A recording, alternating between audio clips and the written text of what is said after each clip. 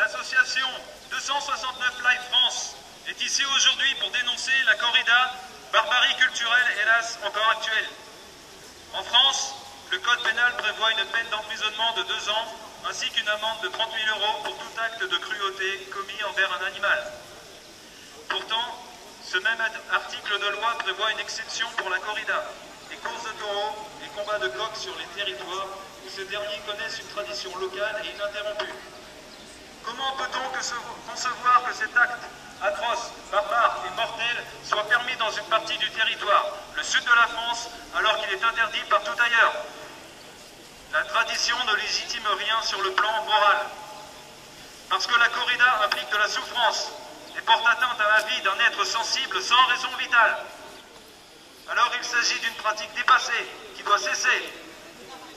L'opinion publique est très majoritairement favorable à l'abolition de la corrida et de ses variantes. Comment expliquer alors que l'État, non seulement ne prenne pas les dispositions nécessaires pour évoluer, mais subventionne de surcroît l'activité de la tauromachie? La corrida entache la France de honte.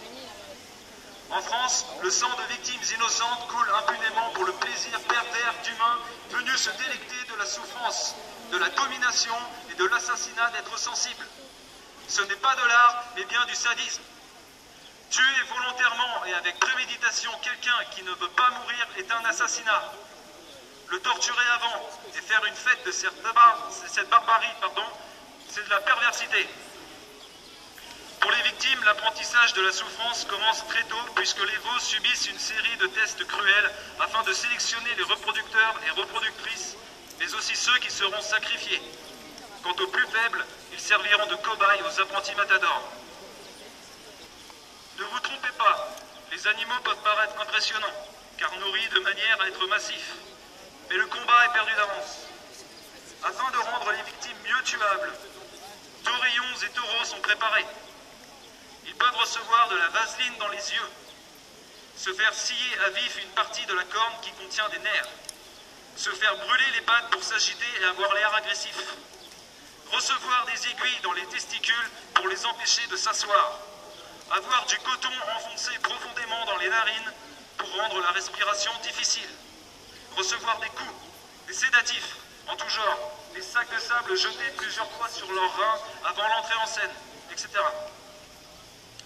Nous pourrions encore citer la vie dans l'élevage, séparation avec la mère, marquage au fer, les transports dans des conditions difficiles, la déshydratation et la non-alimentation dans les jours qui précèdent le massacre. Autant de pratiques qui peuvent avoir cours avant la corrida afin d'affaiblir le taureau. Vient le moment de la corrida avec ses mécanismes destinés à rendre l'agonie longue et douloureuse, mais toujours plus facile au bourreau. Longues piques plantées dans la colonne vertébrale pour sectionner les muscles releveurs du cou et de la nuque. Harpons ou banderilles plantées pour épuiser davantage tout en empêchant l'hémorragie interne. Ces banderilles sont conçues pour ne pas se détacher des chairs et continuent à les meurtrir jusqu'à la fin. Puis, le tertio de mort, où le tueur, déguisé en paillettes comme pour déguiser la noirceur du spectacle, ridiculise et humilie un peu plus encore l'animal à bout de force, avant de planter l'épée censée mettre fin au supplice. Censée, car très souvent ce n'est pas le cas. Lorsque l'épée, plantée de travers, sort par les flancs ou transperce les poumons, l'animal agonise asphyxié par son propre sang qu'il vomit. Enfin, un poignard est planté et tourné dans la nuque de la victime pour lacérer le cerveau. Cependant, certains taureaux sont encore vivants lorsque leur bourreau leur coupe oreilles et queues et les évacue traînés comme pour les humilier une dernière fois. Aux côtés des veaux, taurillons et taureaux, victimes de ces carnages, il est à rappeler que des chevaux sont utilisés dans la première partie de cette barbarie. Constamment mis en danger, nombre d'entre eux finissent blessés, voire éventrés, et périssent de leurs blessures, sans compter les autres animaux utilisés lors des entraînements. Quelle satisfaction, sinon sadique, pourriez-vous tirer en regardant comme un divertissement la torture et la mise à mort d'esclaves?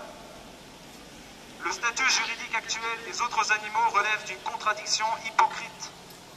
Parce qu'ils sont nés sous une autre espèce, nous les condamnons à l'enfer en laissant tout pouvoir à l'humanité auto-centrée de les objectifier. Les animaux ne sont ni des objets, ni de la nourriture, ni des ressources, mais des êtres sensibles, aptes à ressentir la souffrance et possédant un intérêt fondamental à poursuivre la vie qui est la leur. La vie des animaux ne nous appartient pas. C'est pourquoi, au nom de la stricte justice, nous exigeons l'élimination totale de la filière de la tauromachie, élevage, courses et pseudo-jeux en tout genre, Becerrada, Novilada, Corrida, la suppression du statut de propriété légale de tous les animaux et l'abolition de toutes les exploitations animales. Unis, nous jugerons de tous les moyens possibles jusqu'à la libération totale et sans compromis des victimes. Nous vaincrons car notre cause est juste.